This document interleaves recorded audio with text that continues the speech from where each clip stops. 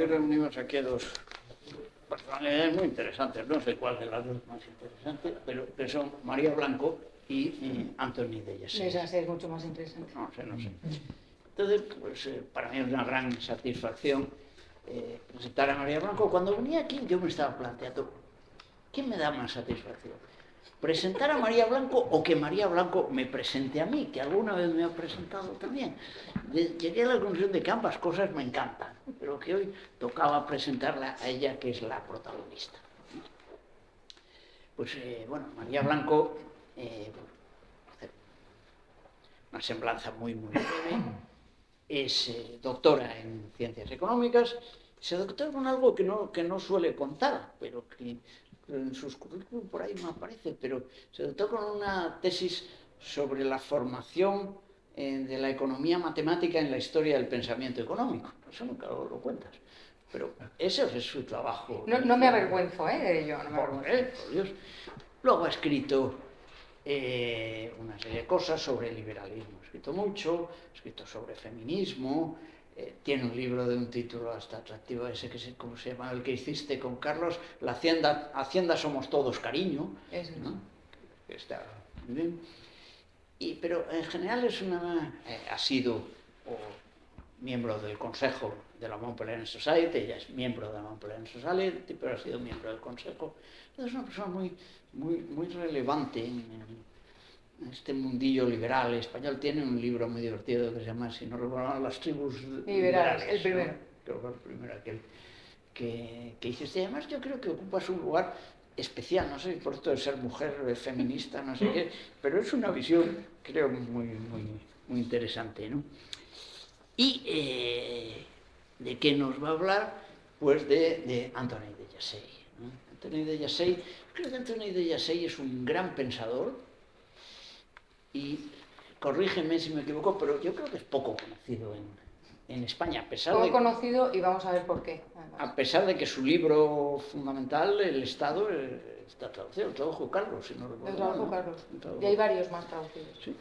Y tiene, vamos, ese libro, simplemente Buchanan, con el que tuvo mucha relación, fue considerado como el mejor libro sobre la teoría del Estado moderno, desde la publicación del libro de Schumpeter, Capitalismo, Socialismo y Democracia, que estamos hablando de un libro de la década de 1940. Entonces, tiene otra serie de cosas. Yo, si hay ocasión, luego sacaré un folletito que me gusta mucho, que cito mucho, que es el del socialismo de mercado, que es una frase ahí muy divertida.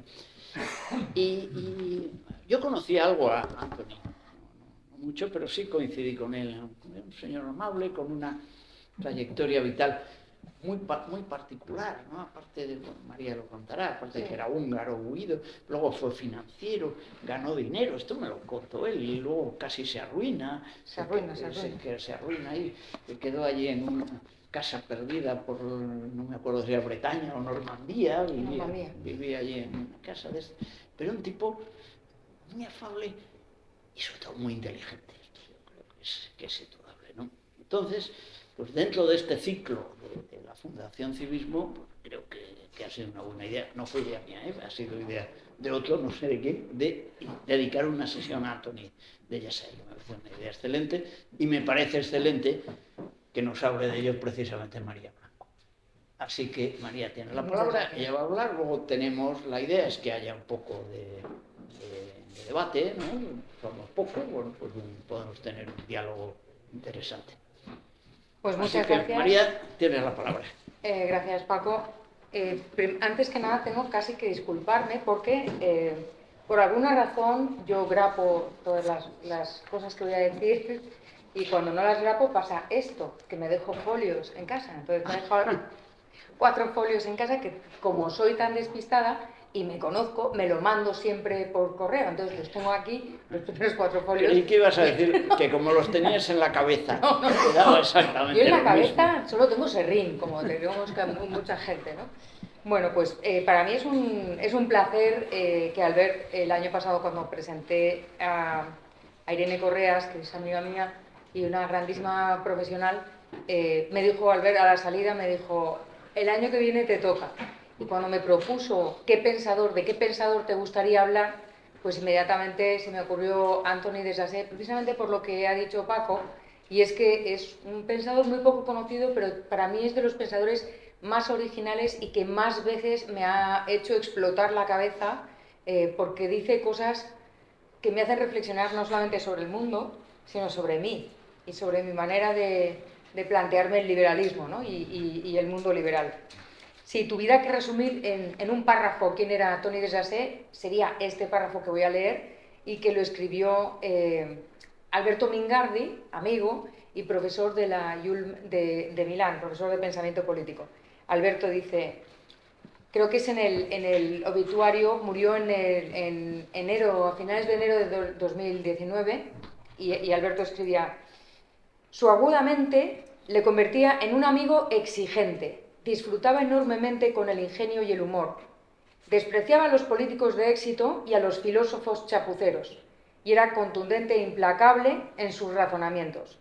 No era un hombre fácil, pero era un buen hombre y un pensador verdaderamente original. Y es verdad, y probablemente por eso es por lo que me siento tan atraída por esta persona. Entonces, en la exposición de hoy lo que voy a hacer es primero hacer un retrato de quién es el personaje y por qué es tan poco conocido, y por qué todo el mundo reclama qué bueno es y qué poco conocido, qué es lo que le hacía tan áspero no solamente para los socialistas, que tiene toda la lógica, sino para los propios liberales. ¿Por qué no le dieron tanto predicamento a pesar de ser tan reconocido por personas como Buchanan, por ejemplo?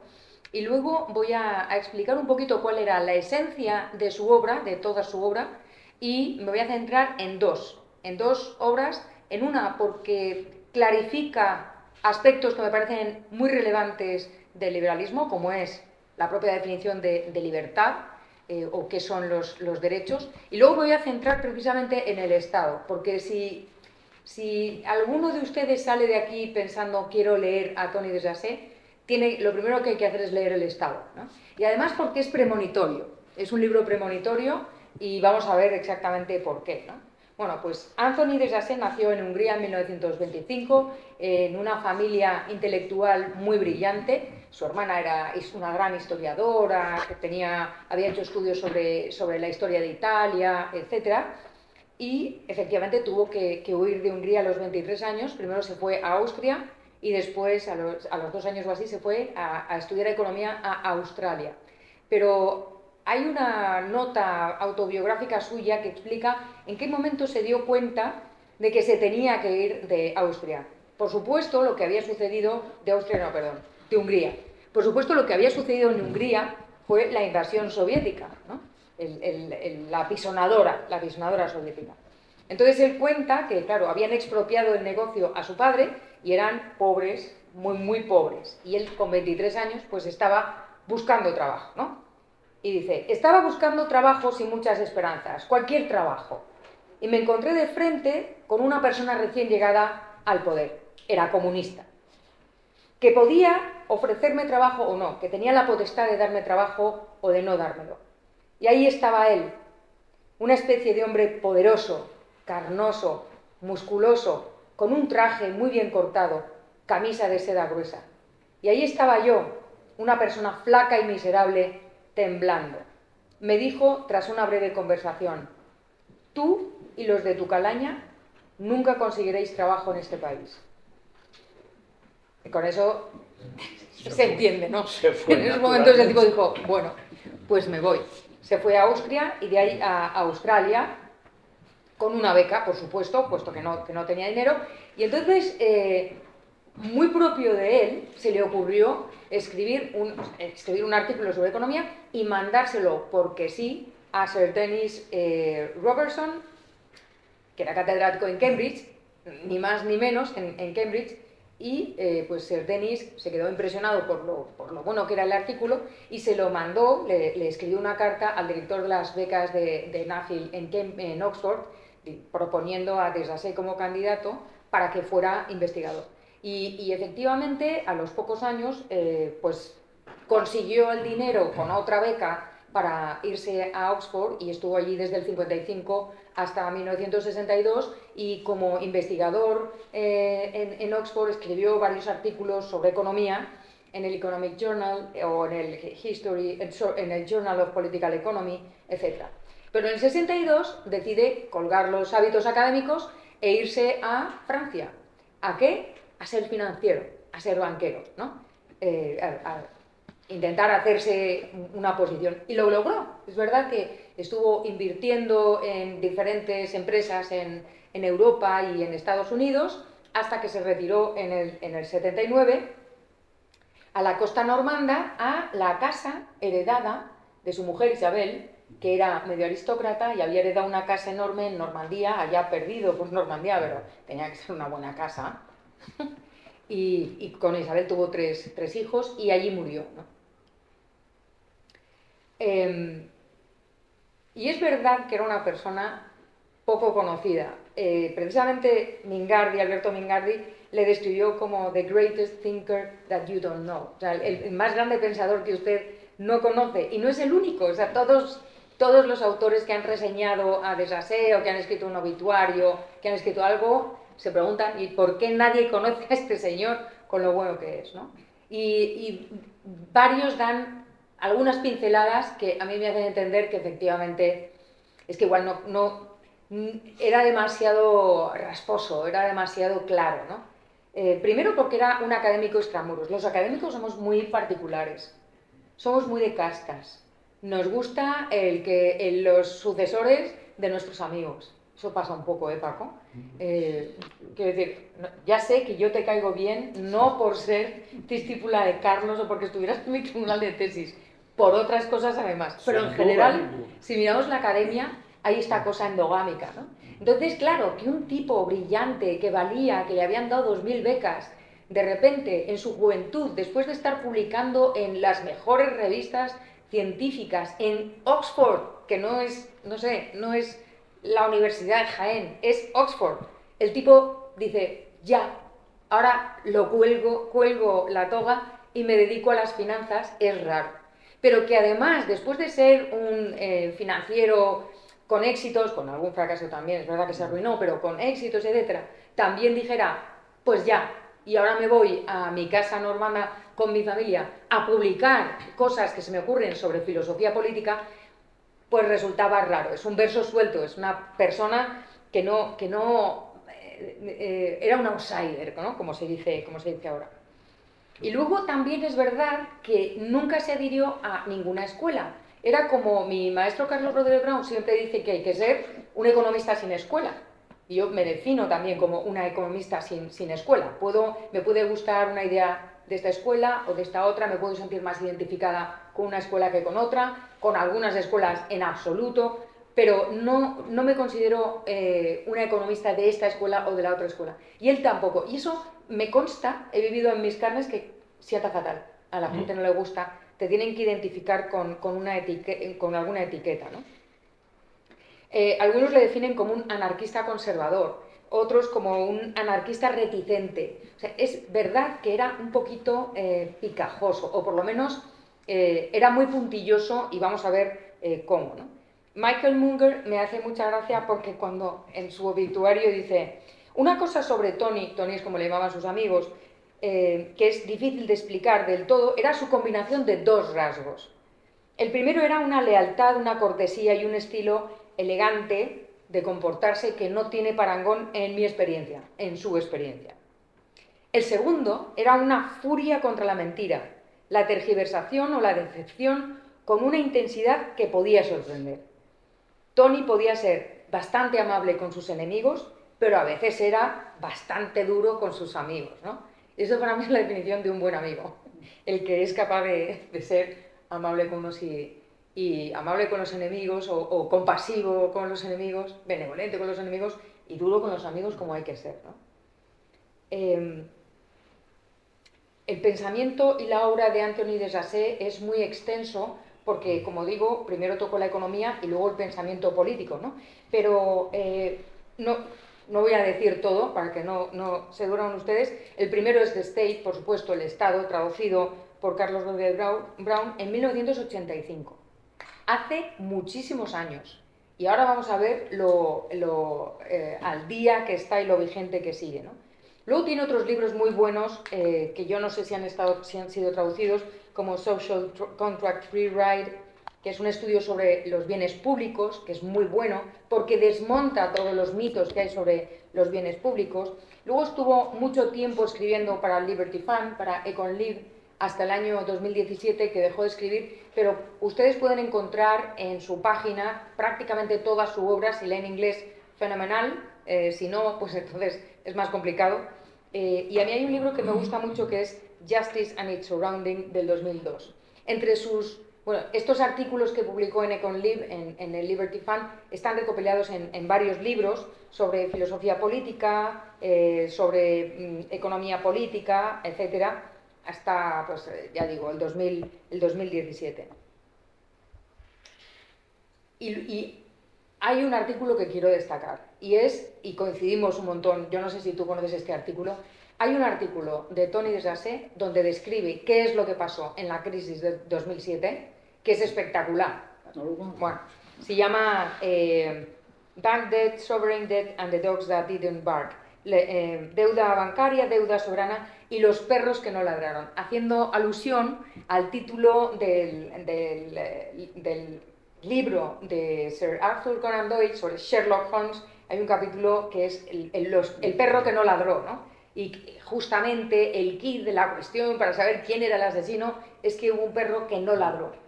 Entonces él hace esta comparación para explicar qué es lo que pasó en el 2007, cuáles fueron los perros que no ladraron y qué es lo que pasó. Su amigo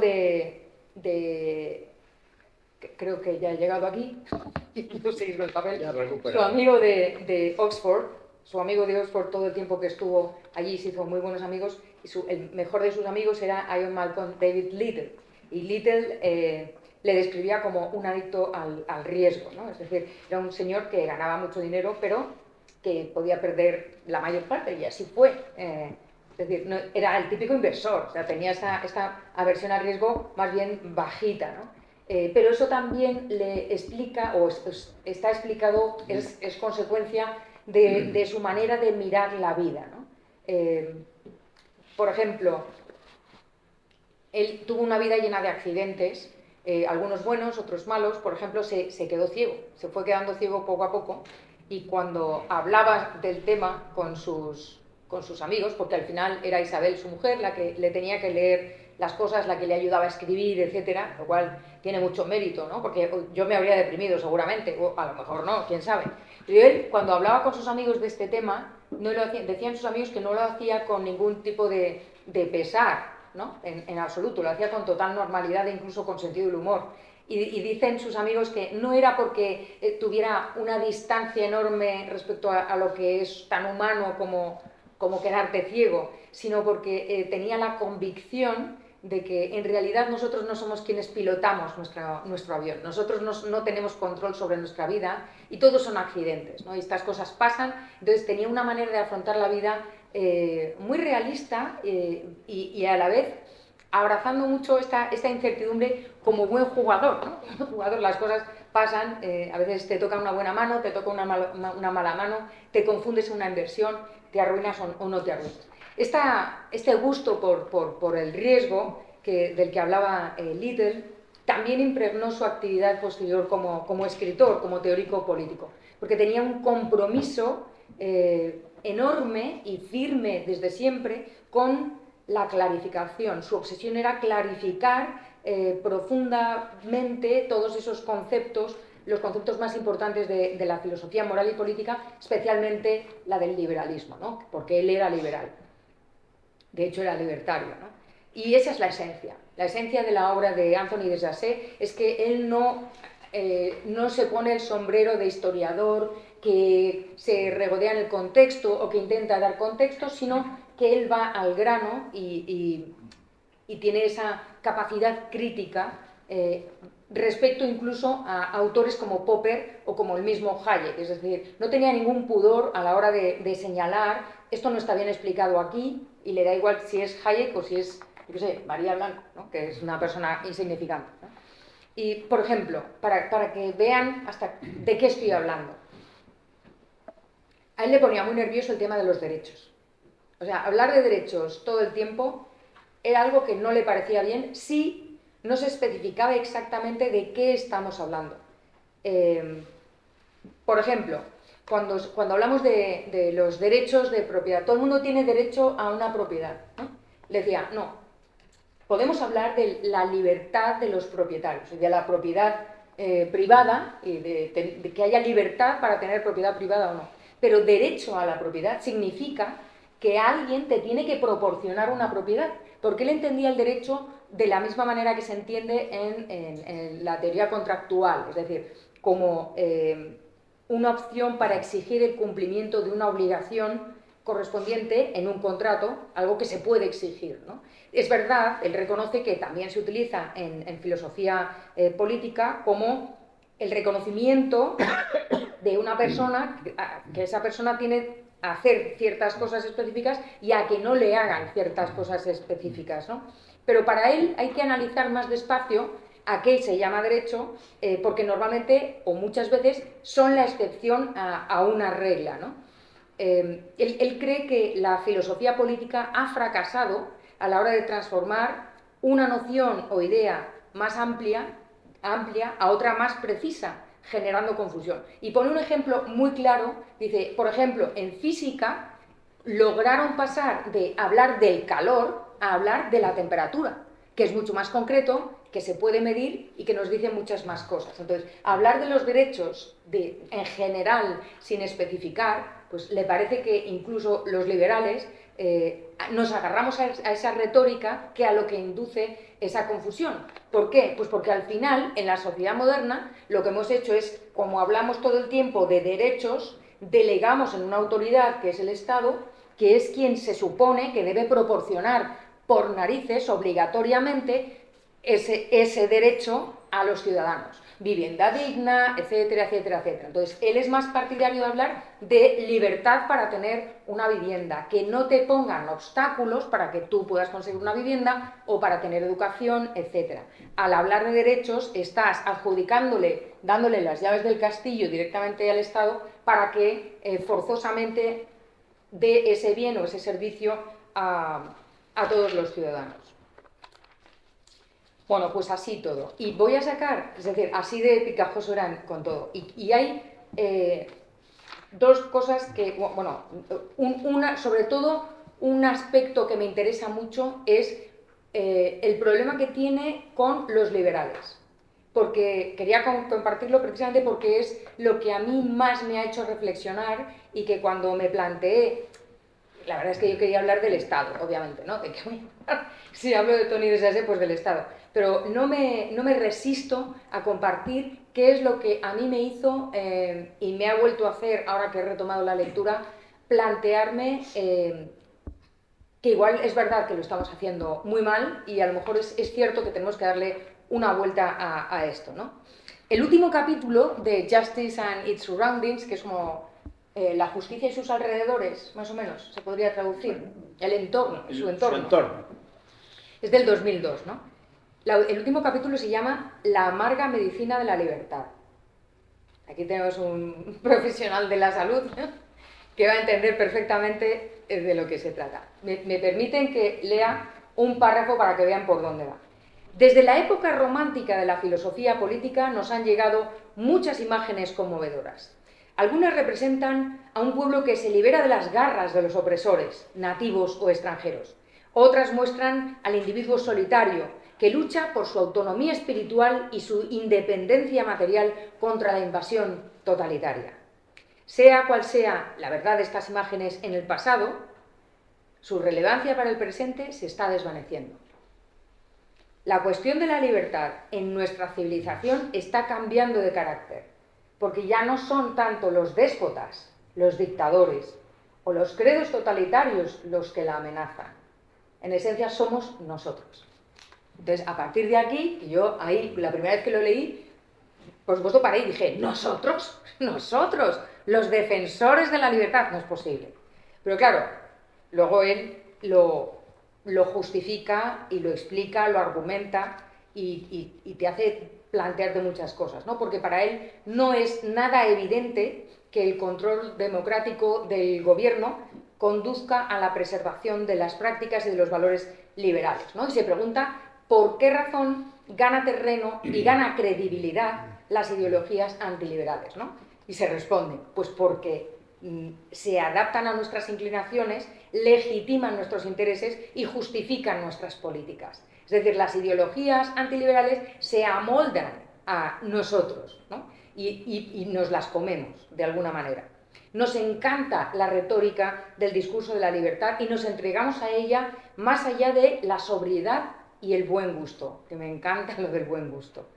Pero para él cabe dudar que seriamente nos preocupe la sustancia de la libertad, nos preocupe de verdad cuál es el contenido de esa retórica, ¿no? Que tiene alrededor esa retórica. O por lo menos, dice, no actuamos como si nos importara, porque para Desjardins esa sustancia de la libertad es austera.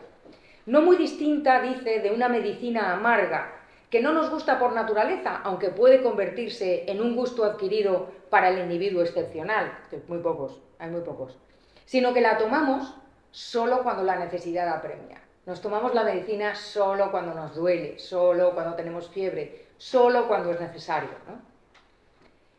Entonces, para él, contrariamente a las visiones dulzonas y ligeras y vacías de la libertad, la visión austera explica mejor por qué seguimos hablando de libertad y se nos llena la boca de libertad, mientras en nuestra política nos dedicamos afanosamente a reducir su dominio, o por lo menos dejamos que otros nos coman el terreno y reduzcan su dominio, ¿no? Y hay dos definiciones de libertad que seguro que muchos de ustedes han escuchado alguna vez como canónicas. Por ejemplo, la coerción debe reducirse tanto como sea posible, ¿no? Este tipo de definiciones para Jassé pues pecan de una ingenuidad buenista, por decirlo en un lenguaje más actual, sobre todo porque son tan poco explícitas que no son imposibles de violar o de cumplir, porque son muy genéricas, ¿no? La coerción debe reducirse tanto como sea posible, que es una visión muy hayekiana, es un precepto vacuo a menos que se integre en una doctrina estricta que nos explique cuál es la mínima coerción que podemos aceptar. Es decir, si hay que reducirse al mínimo, bueno, ¿cuál es ese mínimo? Para que podamos decir, esta actuación se sale de ese mínimo que hemos aceptado como coerción mínima, ¿no? ¿En qué entorno? Porque claro, si lo decimos así sin más, a lo mejor las políticas y las medidas de un dictador, que pueden ser terribles y súper crueles, etc., a lo mejor es la coerción mínima que esa sociedad necesita o que esa sociedad está dispuesta a soportar, ¿no? Entonces, si hablamos de coerción mínima, dime primero cuál es ese mínimo. Cuantifícamelo, dime cuáles son las acciones que están dentro de ese mínimo de coerción para que podamos tener una referencia y poder decir, sí, estas medidas están por encima de esta coerción mínima y estas están dentro, ¿no? Y es verdad que no damos contexto, no especificamos exactamente, ¿no? Otra definición. La libertad es esa situación en la que tenemos inmunidad frente a la voluntad arbitraria de otro. Yo lo he oído 1000 veces. Los ciudadanos en una sociedad libre no estamos sometidos a la voluntad arbitraria de otro. Define arbitrario. ¿Quién decide qué es arbitrario? ¿Qué voluntad es arbitraria? ¿Y qué voluntad no es arbitraria, ¿no?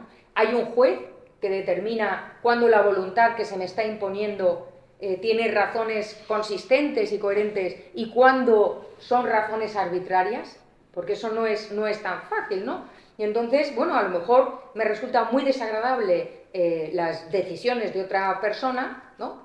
Siguiendo la voluntad de otra persona, porque restringe mi capacidad de actuar, pero yo solamente puedo recurrir y puedo reclamar, esto está yendo en contra de mi libertad y yo debería ser inmune a esta voluntad porque es arbitraria, solamente si hubiera un canon, si hubiera una marca de esta decisión o esta voluntad es arbitraria y esta no.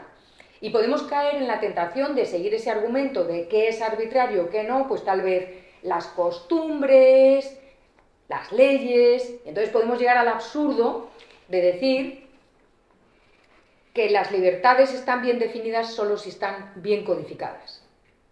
Y es de esa regla se deduce la banalidad de que en un estado de libertad nadie infringe la ley. Y realmente tiene razón. Es decir, no se pueden ofrecer estas definiciones tan a la ligera sin enmarcarlas de forma que... Y él aquí me hace mucha gracia porque saca como ejemplo a Marx. Es profundamente antimarxista, como todos pueden imaginar, pero él dice, Marx por lo menos, cuando habla de la libertad, habla de la explotación y define la explotación de manera muy clara, diciendo es la propiedad de los medios de producción lo que justifica la explotación, o la base de la explotación es la propiedad privada de los medios de producción. Vale, usted tiene un medio de producción, es usted un explotador.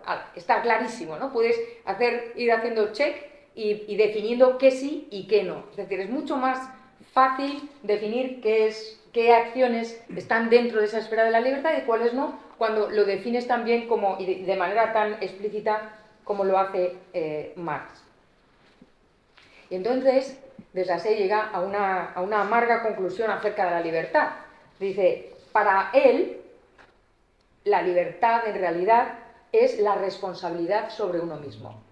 La libertad para Desasset es la responsabilidad por uno mismo. De manera que cuantos menos obstáculos institucionales tenga un individuo para elegir qué actos son los que se ajustan a sus objetivos, a sus valores, etc., pues más libre será.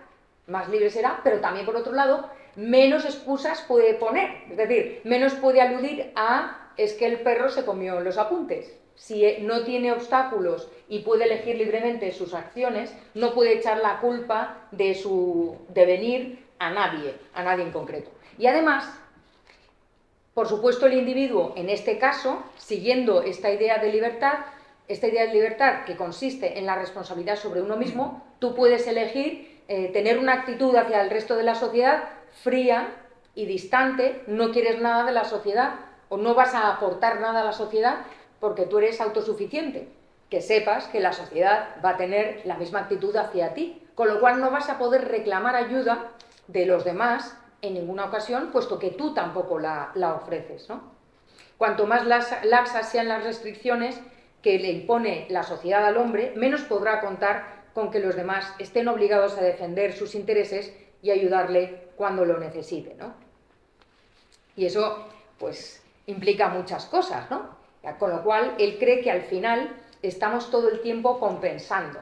Es decir, él dice, si existen grados de libertad, lo que hacemos las personas es intentar combinar el grado de libertad que nos permita establecer una relación determinada con la sociedad, porque la libertad tiene un coste de oportunidad. El coste de oportunidad es, si eres mucho más libre y mucho más independiente, no vas a poder acudir buscando ayuda a la sociedad. Entonces, cuanto más te relaciones con la sociedad, aportes y te comprometas con esa sociedad, vas a ser menos independiente, pero también vas a poder contar con los demás, ¿no? Entonces, estamos permanentemente, dice él, combinando grados de libertad con coste de oportunidad de esa libertad. Y ahí viene la conclusión, la dura conclusión. De ningún modo es evidente que los hombres deseen toda la libertad que los sistemas políticos o tiránicos o burocráticos les niegan. Es decir, lo que dice Desasset es, estamos mirando un sistema tiránico, pongamos por caso Venezuela, o sea, hay un montón, pero Venezuela, y estamos reclamando que haya todo un conjunto de libertades que probablemente nosotros no estaríamos dispuestos a asumir por el coste de oportunidad que implica. Estaríamos dispuestos a asumir hasta un grado, por encima del cual a lo mejor nos arrugamos, ¿no? A lo mejor preferimos pagar impuestos y estar sometidos a un estado determinado mayor o menor, porque todo es gradual, a cambio de que nos provean de determinados servicios o de determinados bienes o de tener cierto confort en nuestra comunidad, ¿no? Y es verdad. Es cierto que los liberales hablamos de la libertad con con grandes palabras y muchísimo, se nos llena la boca, pero no nos ajustamos mucho a hasta dónde queremos libertad. Y probablemente es una pregunta individual que cada uno tendría que hacerse y pensar cuál es mi coste, el coste de oportunidad que estoy dispuesto a asumir, hasta qué punto quiero ser más independiente, hasta qué punto quiero que la sociedad, comprometerme con la sociedad y de qué manera, ¿no? A mí me parece una reflexión que, pues sí, esta es la reflexión que me hizo explotar la cabeza por segunda vez porque ya me había leído El Estado, el libro del Estado. Bueno, yo recuerdo en la clausura, espérate que tengo que mirar el año, en la clausura del Congreso, yo creo que ahí estabas tú, del Congreso de Public Choice Problems of Democracy que organizó Pedro Esbart en 2005 en el CEU, en mi universidad, tú estabas ahí. En la clausura, en la cena, tuve la enorme fortuna de que estaba sentada entre Carlos Rodríguez Brown, mi maestro, y Antoni de Sassé, ¿no? Y estábamos, Carlos y yo, discutiendo estas cosas de liberales, ¿no? Nos encanta discutir estas cosas. Carlos decía que el Estado es paternalista, porque se comporta como un padre. Y yo decía que el Estado es maternalista, porque se comporta como una madre, ¿no? Y estábamos pensando qué visión es menos dañina para la libertad. Y entonces ahí nos cortó Tony de Sassé con su gran sabiduría, hablando con mucha compasión, ¿no? Con mucha comprensión y benevolencia hacia nosotros dos, y nos dijo, no, el Estado tiene que ser como el novio de la madre divorciada, que está ahí, está presente, está ahí por si se le reclama como apoyo, pero nunca debe interferir en la vida de los hijos, que son los ciudadanos, ¿no? Me parece una definición de subsidiariedad muy buena, ¿no? Te deja muy claro, ¿no? Él en el libro de El Estado se plantea qué quiere el Estado, y se lo plantea como un economista. Es decir, por eso le gustaba tanto a Buchanan este libro, ¿no? Porque se plantea que el Estado tiene una función de utilidad, ¿no? Igual que los consumidores tenemos una función de utilidad que maximizar para maximizar la satisfacción de nuestras necesidades, ¿no? Maximizamos nuestra función de utilidad, los productores maximizan también el beneficio. Bueno, pues el Estado maximiza también su función, y la función de utilidad del Estado es el poder. Entonces, punto. Entonces, todo lo que va a hacer está encaminado en maximizar su poder. Y tiene razón, tiene toda la razón. Por supuesto, él cree, de nuevo, que el constitucionalismo liberal clásico ha fracasado a la hora de limitar el gobierno con el argumento constitucional, porque le parece que, claro, pues, el argumento constitucional y los check and balances, ¿no? Que tanto hablamos de ello los liberales todo el tiempo también, porque dice que es como utilizamos la Constitución como un cinturón de castidad, teniendo la llave bien a mano, la llave del cinturón bien a mano para, a veces sí, a veces no, nos conviene, no nos conviene, no como si fuera de verdad una regla que frena el poder del gobierno. Sobre todo cuando supuestos liberales están en el gobierno, entonces la llave de la Constitución, la llave del cinturón de castidad, pues se tiene bien a mano. Lo que me sorprende de este libro es que predice cómo, y describe en etapas cómo la expansión de la colectividad a expensas de la esfera privada va a llevar a que el Estado se convierte o pase de ser gobernante o gestor a totalitario, a imponerse, ¿no? Y en la introducción explica que en el tiempo en el que, desde que él escribe el libro hasta que se publica, déjalo, da igual, cae el muro de Berlín. Y se plantea una cosa que me llamó mucho la atención porque dijo, ¿qué es lo que refuta la caída del muro de Berlín? Está refutando todas mis tesis respecto a los estados totalitarios, etcétera. Y dice, pues no, o sea, debe el intento fracasar siempre al final. El intento perverso no puede fracasar a mitades. Entonces, la frase que me gusta es, tampoco es necesario que llegue el final para que se instalen la corrupción y la atrofia de las virtudes sociales. No sé, ¿qué os parece? ¿Tenemos que llegar a un estado totalitario para que se instale la corrupción y la atrofia de las virtudes sociales? ¿O en una democracia como la española puede instalarse la corrupción y la atrofia de las virtudes sociales, ¿no? Sin embargo, se pregunta, y me gusta porque de alguna manera está diciendo, os estoy advirtiendo, señores, ¿podemos esperar que quien avisa vale por dos? Él avisó y efectivamente ya veréis que vale por dos y por muchos más. El libro del Estado se organiza en 5 capítulos, que no os preocupéis, no voy a hablar de los 5, pero sí voy a dar una pincelada para que veáis cuál es el caminito que sigue, ¿no? Que sigue él y que evidentemente estamos siguiendo nosotros, y a ver si identificáis dónde estamos exactamente.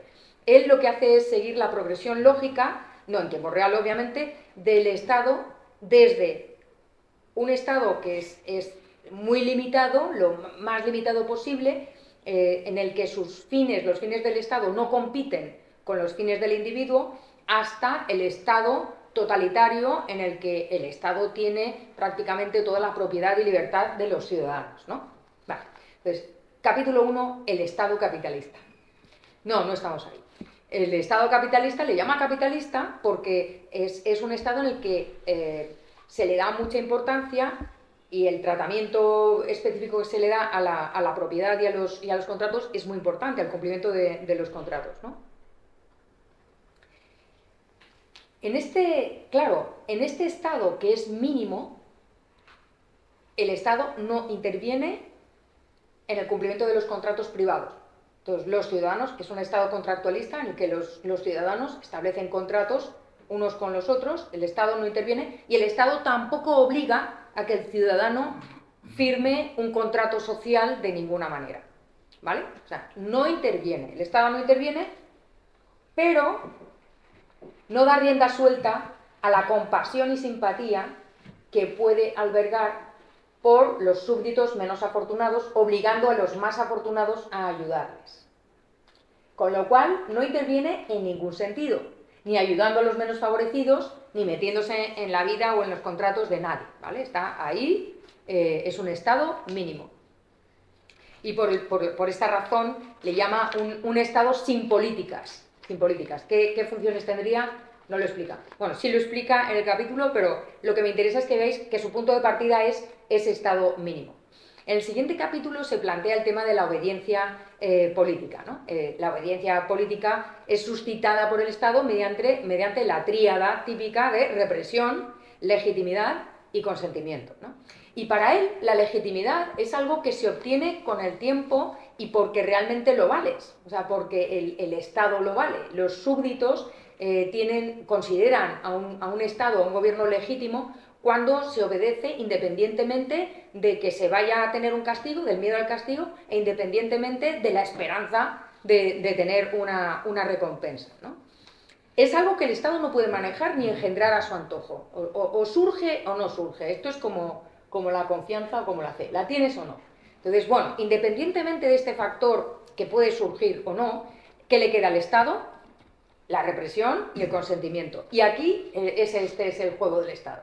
El juego del Estado consiste en o bien tener un grupo pequeño de personas que obedecen por consentimiento, o al revés, tener un pequeño grupo de personas que obedecen por represión. Entonces, ¿por dónde empieza el Estado? El Estado tiene, primero, pocas personas, el Estado totalitario tiene pocas personas que obedecen por consentimiento y que son los que están reprimiendo a la mayoría. Por ejemplo, los guardias de un campo de concentración. Clarísimo, ¿no? El ejército venezolano. Son minoría y tienen reprimida a toda la población. La inversión de ese patrón es una democracia donde el Estado tiene que buscar el consentimiento de la población. Claro, hemos dicho que lo que quiere el Estado es maximizar el poder. Entonces, dependiendo del entorno y dependiendo de las circunstancias que vayan sobreviniendo, al Estado le puede convenir cambiar esa fórmula, por decirlo de alguna manera, ¿no? A lo mejor le conviene, por cualquier circunstancia, pasar de ser totalitario a tener un Estado más abierto, y entonces deja de reprimir a toda la población, a esa mayoría, y reprime solo a algunos y a otros no. Entonces aquí la fórmula que propone que es que yo creo que lo observa, es que el Estado se convierte en un divisor. El Estado divide a la población entre aquellos que obtienen recompensas a aquellos que obedecen por consentimiento, porque reciben recompensas, porque pues, el Estado está seduciéndoles de alguna manera para que le apoyen, y aquellos que no. Entonces, claro, unos están viviendo de lo que el Estado expropia a los otros. Hay un grupo de ciudadanos reprimidos a los que el Estado expropia recursos para favorecer a la otra parte de la población. Y ahí está, todos necesitan al Estado. El Estado está de árbitro, mediador entre dos mitades que él mismo ha creado, ¿no? En estas circunstancias, ¿a quién le conviene reprimir? ¿A los ricos o a los pobres? A los ricos. ¿Por qué? Porque tiene que extraer recursos para financiar a los otros. Entonces, este Estado que ya no es tan totalitario porque no tiene a toda la población reprimida, sino a parte de la población, este Estado va a extraer recursos de quien los puede generar y de quien los tiene para conciliarse y seducir y de alguna manera buscar el consentimiento del resto de la población. Nos suena, ¿verdad? Sí. Nos suena. Demasiado. ¿Qué es lo que hace el Estado? Busca ganadores y perdedores. En el capítulo 3, que se llama Valores Democráticos, que es un título así bastante llamativo,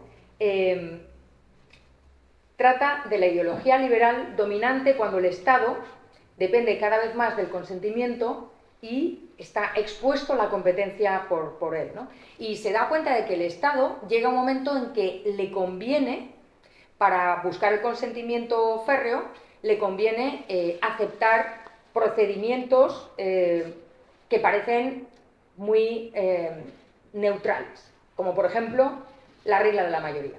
El Estado se somete, entre comillas, se somete de mentirijilla porque ya sabemos que quiere el poder, ¿no? Entonces, como quiere maximizar el poder, dice: yo me someto a la regla de la mayoría. Un hombre, un voto. Vale. Y de esta manera se adjudica la titularidad del poder y él lo acepta. ¿Qué es lo que hace? ¿Cuál es la estrategia que debe seguir ahora? El recuento. O sea, tiene que conseguir, antes hemos visto que consigue dividir entre ganadores y perdedores, tiene que conseguir más ganadores que perdedores para que le sigan apoyando y le sigan votando. En lugar de, por ejemplo, favorecer a los que más le gustan, a los que tienen más influencia o cualquier objetivo más sutil, ¿no? Este es más ganadores que perdedores. Y por eso le conviene condenar al papel de perdedores a un número de ricos mucho más que a el mismo número de pobres.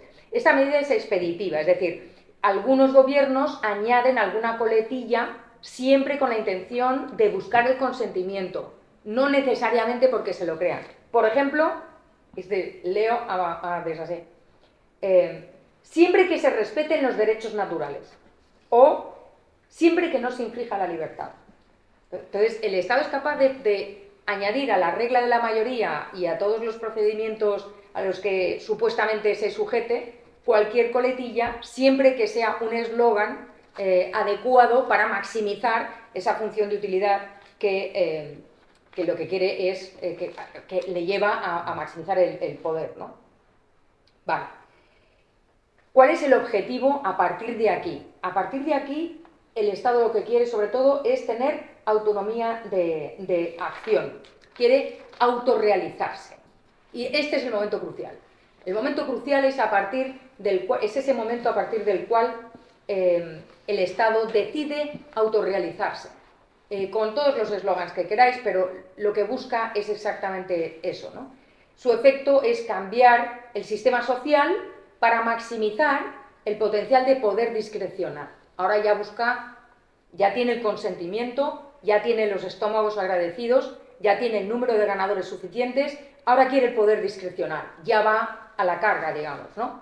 Pasa del trote al galope, de manera que sea el Estado el que realice ese potencial. ¿Cuál es la agenda? ¿Cómo va a hacerlo? ¿Cuál es la fórmula? En primer lugar, tiene que abordar el problema de la disminución de autonomía de la sociedad civil y de su capacidad para negar el consentimiento. Es decir, lo que hace el Estado en estos momentos, que tiene ya todo el consentimiento y que quiere autorrealizarse y aumentar su poder discrecional, ahora que ya tiene ese consentimiento, es impedir que la gente niegue el consentimiento y dé un paso atrás. Y ese es el momento crucial. Si lo logra, nos vamos al río, ¿eh? Nos vamos al río. Si no lo logra, se puede revertir el proceso o el Estado tendrá que ingeniárselas otra vez para volver a conseguir maximizar su poder.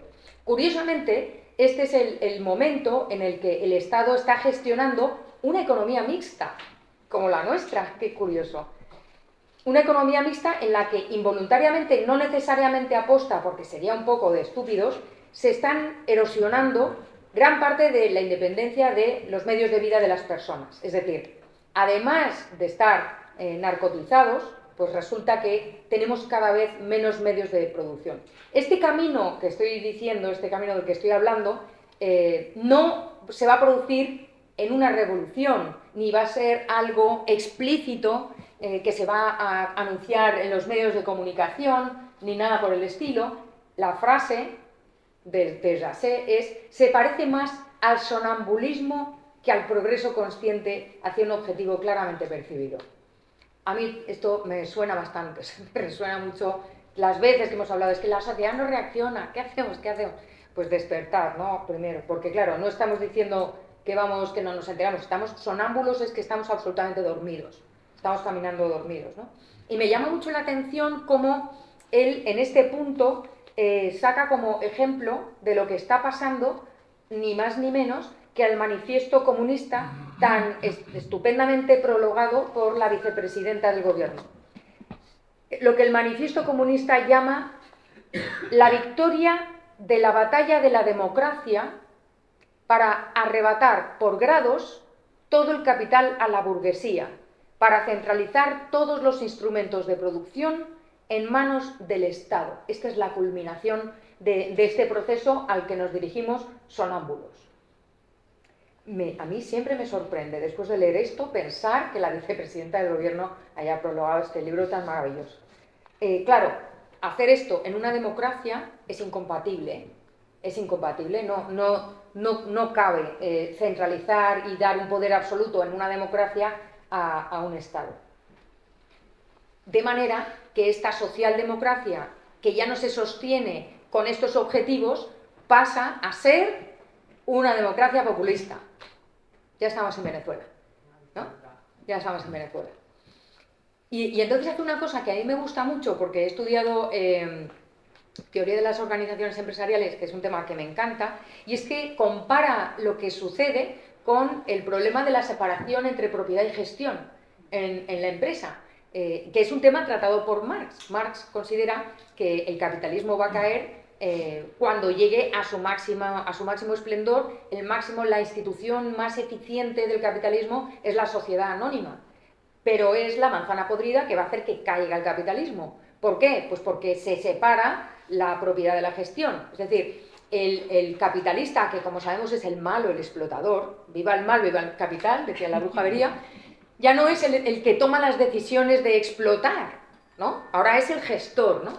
Y entonces lo que plantea Desjacet es que sucede esto mismo con el Estado y los ciudadanos. Los ciudadanos, la soberanía popular, cedemos no solamente la toma de decisiones, sino nuestra capacidad para negar el consentimiento al Estado. Cedemos absolutamente todo.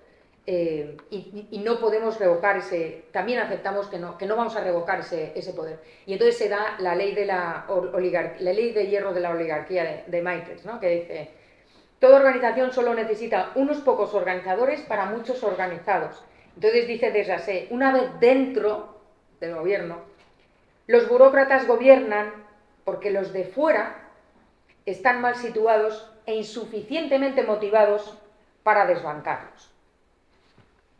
Y una consecuencia de esta separación entre propiedad y gestión es que ahora dependemos de la benevolencia o de la maldad de nuestros gobernantes, ¿no? El que un sistema social sea aceptable o terrible, o que estemos satisfechos o nos sintamos miserables, dependerá de los rasgos personales variables de los miembros de este gobierno, de esta burocracia que llama él. Entonces, tiene aquí un parrafito que es verdaderamente premonitorio de España, porque dice: cuando el funcionariado es arrogante o corrupto, yo diría, bueno, o ambas cosas a la vez, La élite directiva pétrea. Pétrea es de Pedro, ¿no? Los medios de comunicación mercenarios. En fin, la tecnoestructura desalmadamente especialista. Ahí tenemos, atención, la cara inaceptable del capitalismo. Pero cuando los que mandan quieren servir de verdad al pueblo, respetar sus aspiraciones legítimas, tenemos el socialismo con rostro humano. Entonces, estamos absolutamente vendidos, porque cuando tenemos lo que tenemos, es como que mal funciona el capitalismo, y cuando resulta que tenemos unos gobernantes totalitarios, pero benevolentes, que nos conceden la gracia de ser libres o de tener un poquito de propiedad privada, y entonces la economía va un poquito mejor y decimos viva la libertad, entonces es el rostro humano del socialismo, ¿no? Finalmente, el estadio final, no hemos llegado al estadio final, estamos yo creo que en esa cosa pétrea, ¿eh? Estamos en lo pétreo. Pero él cree que al final, el final del Estado es convertirse en el gestor de una plantación de algodón del sur de Estados Unidos antes de la guerra civil. ¿A que no sabéis qué papel es el nuestro? Claro. Una plantación grande, compleja y autosuficiente. Las implicaciones son, por ejemplo, dirigir la mano de obra hacia donde se necesita y no hacia donde quiere ir. Asignar oportunidades educativas para formar a las personas necesarias para desempeñar las futuras funciones y situaciones que el Estado espera crear. La Fuerza Armada, la vigilancia y la capacidad represiva tendrá que redoblarse para hacer frente no solo a la desobediencia política, sino también a la pereza, el despilfarro y el parasitismo de los otros, de nosotros, de ellos no, ellos están ahí arriba en la plantación, dirigiendo la plantación. Tampoco pueden tolerarse ni las huelgas ni la salida, el voto con los pies. La frontera debe cerrarse para mantener su propiedad dentro. Todos los que se vayan a Andorra, mal. O a Portugal, se van porque son una panda de ladrones, en fin. Y quizá, en segundo lugar, hay que cerrar las fronteras también para mantener fuera cualquier influencia ajena y discordante que estropee la condición de su propiedad, ¿no? Bueno, yo creo que no estamos todavía ahí, es verdad. Es muy... Leer despacio el Estado te pone un poco los pelos de punta porque hay muchas situaciones en las que te sientes identificado y, bueno, aunque no estemos muy lejos o no estemos muy cerca de esta plantación, parafraseando a Desjardins, me gustaría preguntar si, no obstante, a pesar de que no estamos muy cerca o no, a lo mejor no estamos muy lejos, podemos esperar que quien avisa vale ya no por 2, sino por 200, ¿no? Y en este caso yo creo que Desjardins merece que ustedes se lean el Estado, pero que se lean todo lo demás también. Muchas gracias.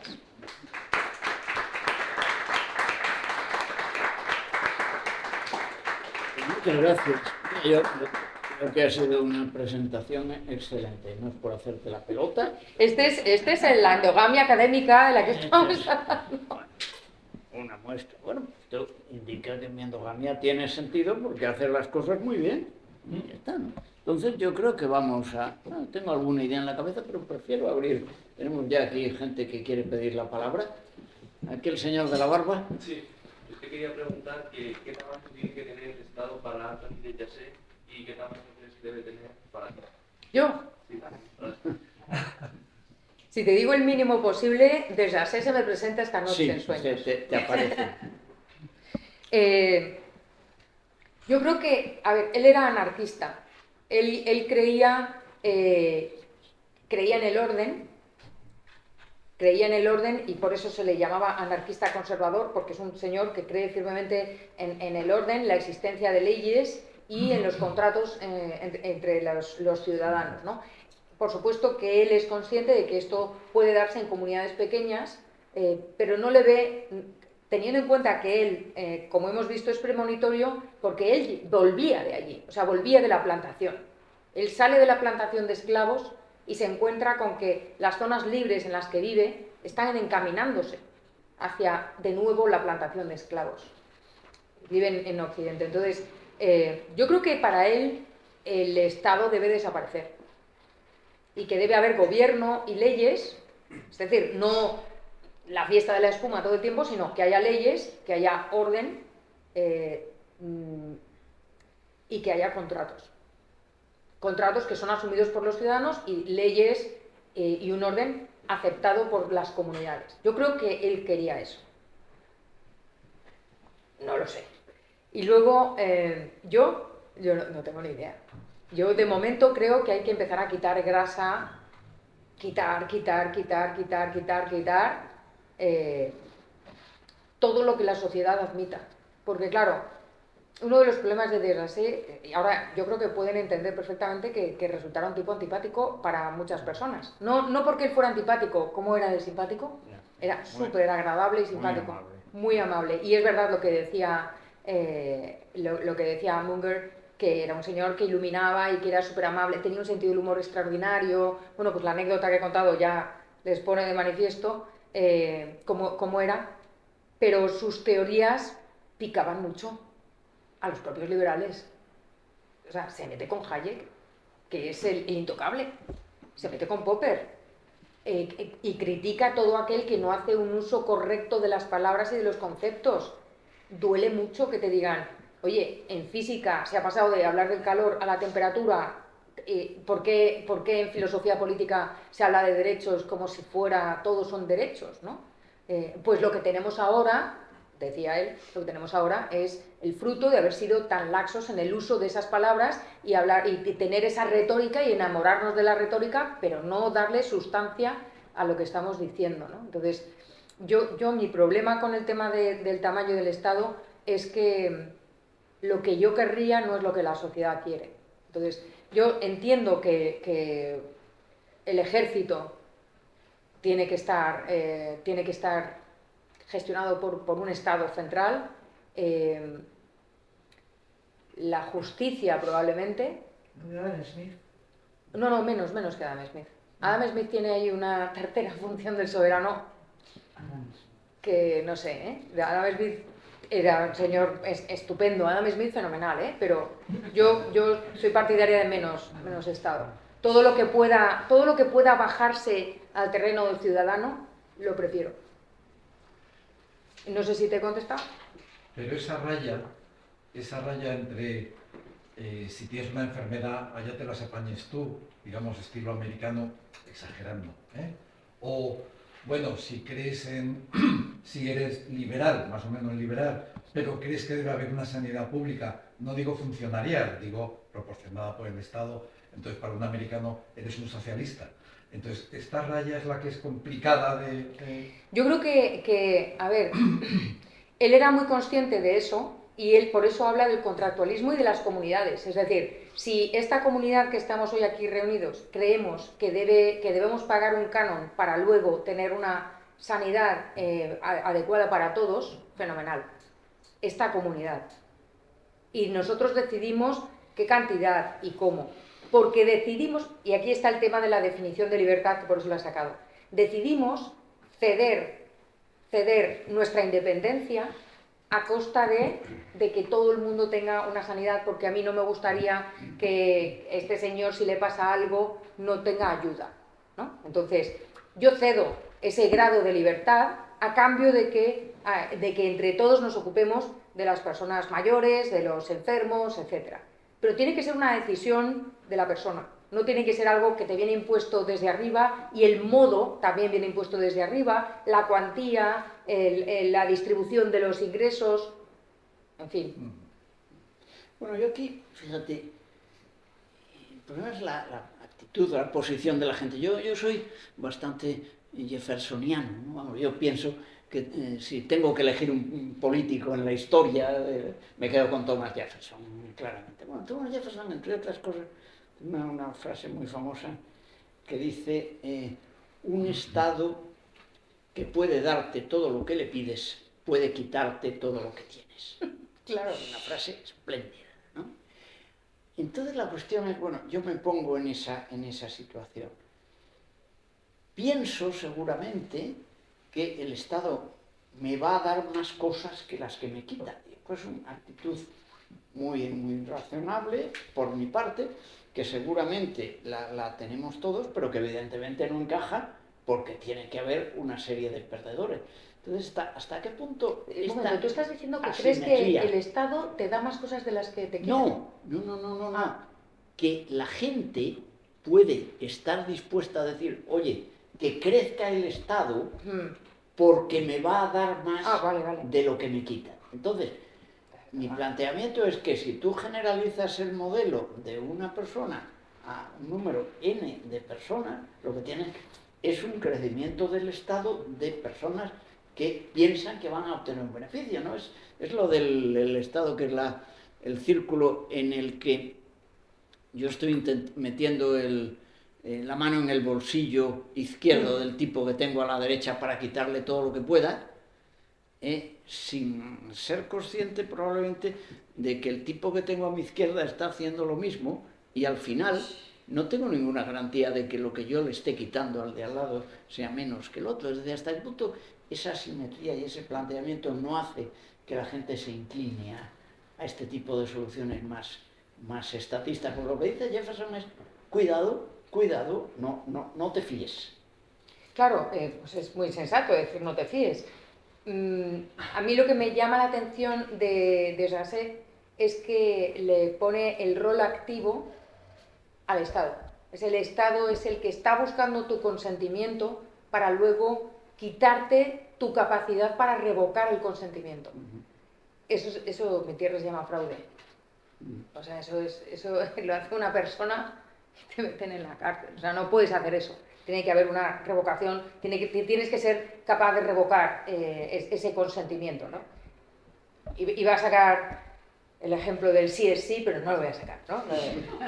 El consentimiento, en el momento en que dices que no, debería ser no, ¿no? Pues que se lo aplique el propio Estado, porque eso es lo que dice Desjacet, ¿no? El Estado está buscando permanentemente consentimiento para, una vez que tiene el consentimiento adecuado, empezar a autorrealizarse ejerciendo ese poder arbitrario. Y ahí ya estamos caput. Es muy difícil dar marcha atrás, porque los que consienten porque tienen beneficios no van a querer renunciar a esos beneficios. Los que consienten porque tienen miedo del otro van a seguir teniendo miedo del otro, porque el Estado va a seguir alimentando el miedo, los estómagos agradecidos, y al final, tenemos el caso de Argentina, donde unas elecciones han dado la vuelta a la situación. A ver cuánto dura, ojalá que mucho tiempo. Pero no es lo normal. Quiero decir, es un camino muy difícil. Dar marcha atrás es muy difícil.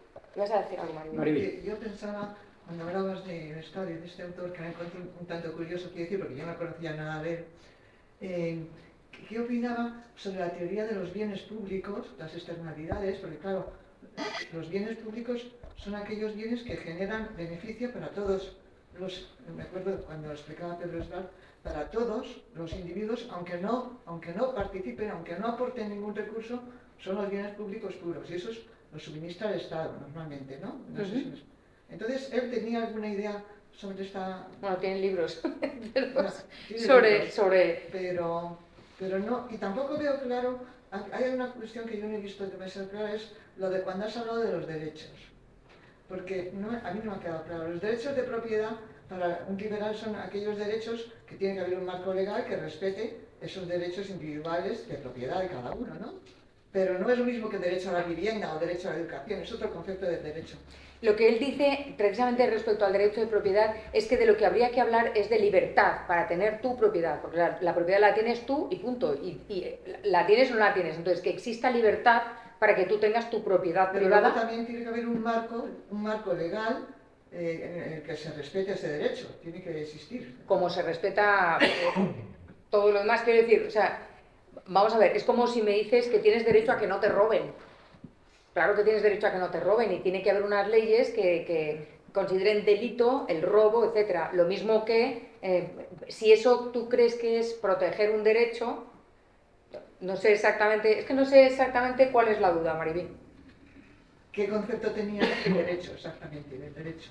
A él le parece que el derecho es lo que es la contraprestación. Todo derecho implica una contraprestación, porque lo contempla desde el punto de vista contractualista. Entonces, tú das algo y tienes derecho a otro algo, exactamente. Que en filosofía política es verdad que se utiliza la palabra derecho asociado a que una persona tiene derecho a hacer determinadas cosas y a que no le hagan determinadas cosas. Lo que él dice es determinadas cosas respecto a que se supone que tiene derecho a hacer determinadas cosas porque todo lo demás está prohibido. O sea, todo el tiempo él está hablando del contexto.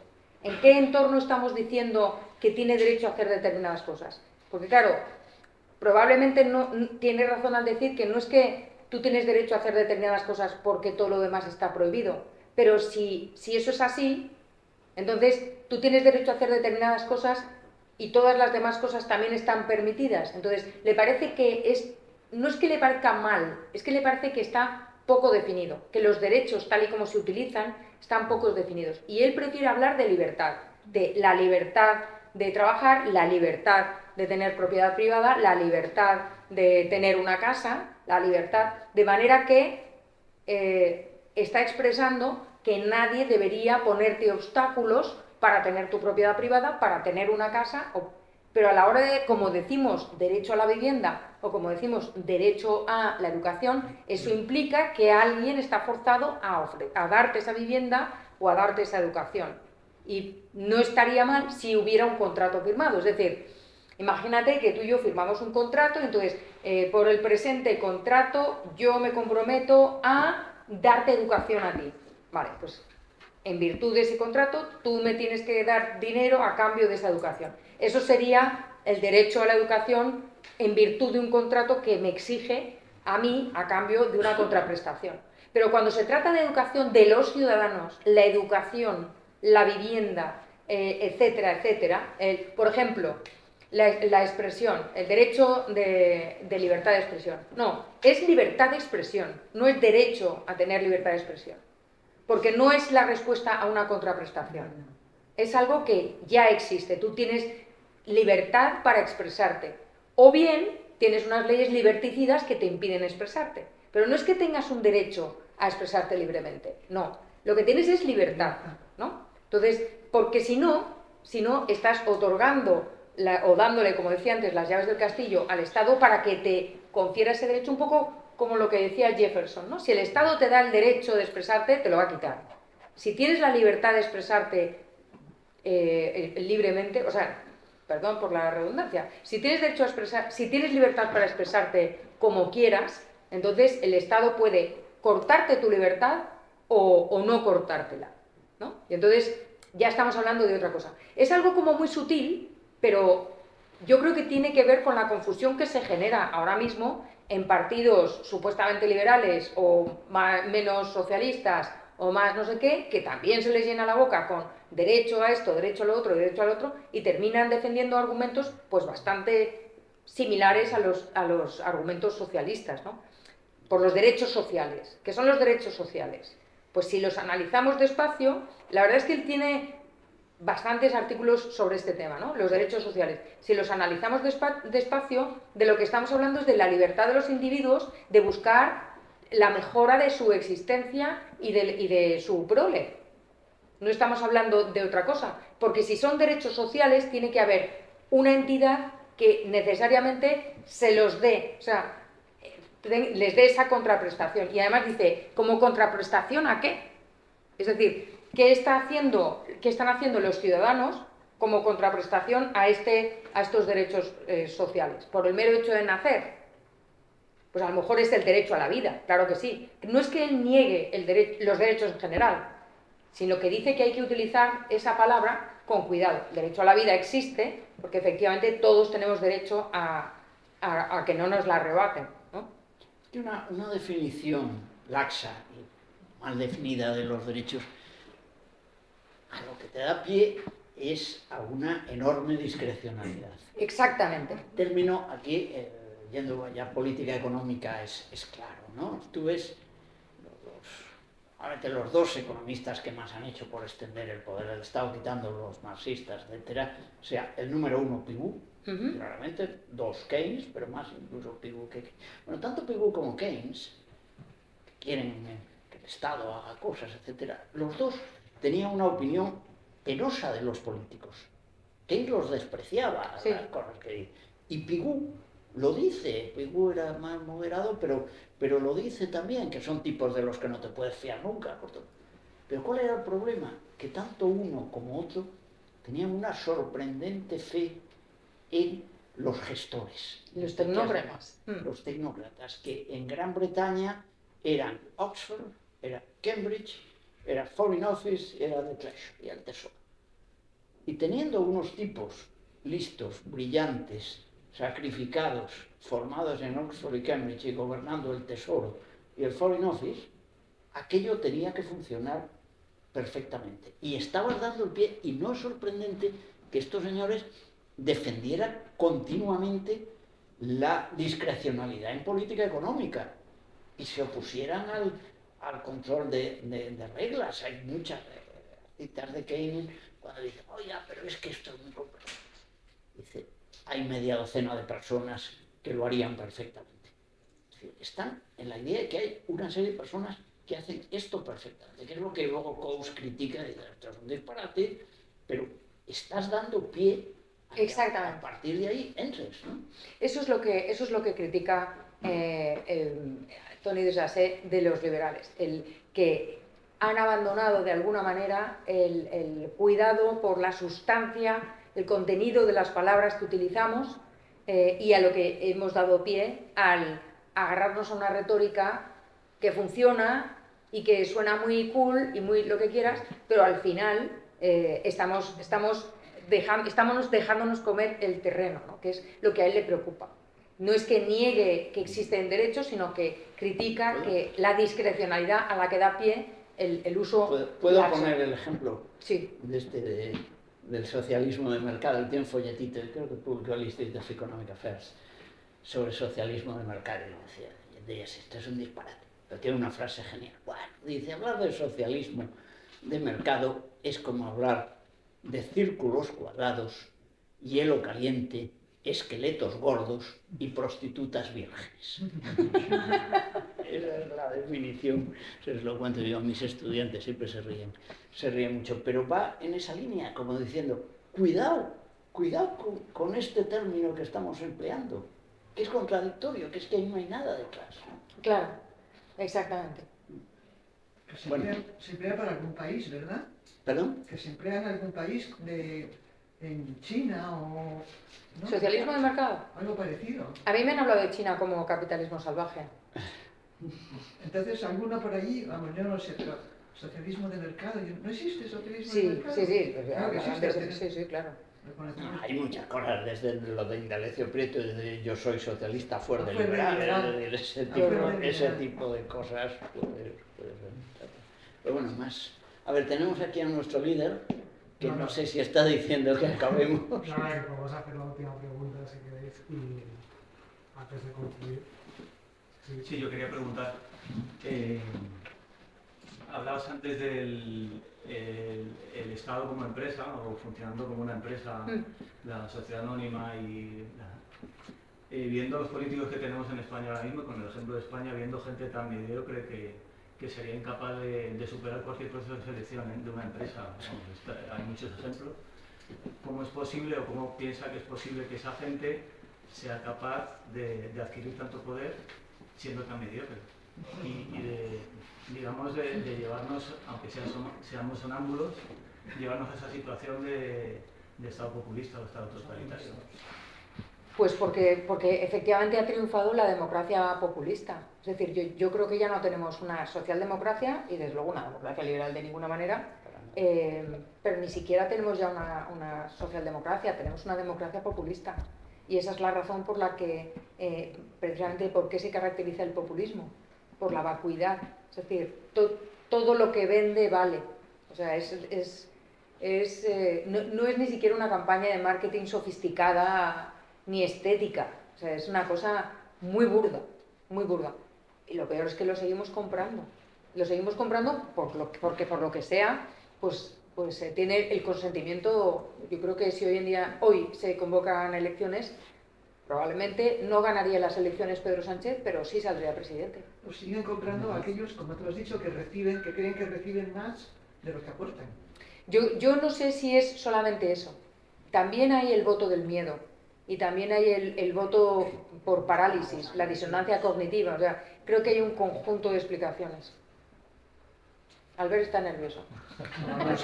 Nos está mirando. Que también he visto a personas ya en la sala. Yo quería, en nombre de la Fundación Civismo y también de la Fundación Ortega Marañón, del Club Tocqueville y de la Fundación Konrad Adenauer, agradeceros vuestra presencia, animaros a seguir el ciclo de los seminarios.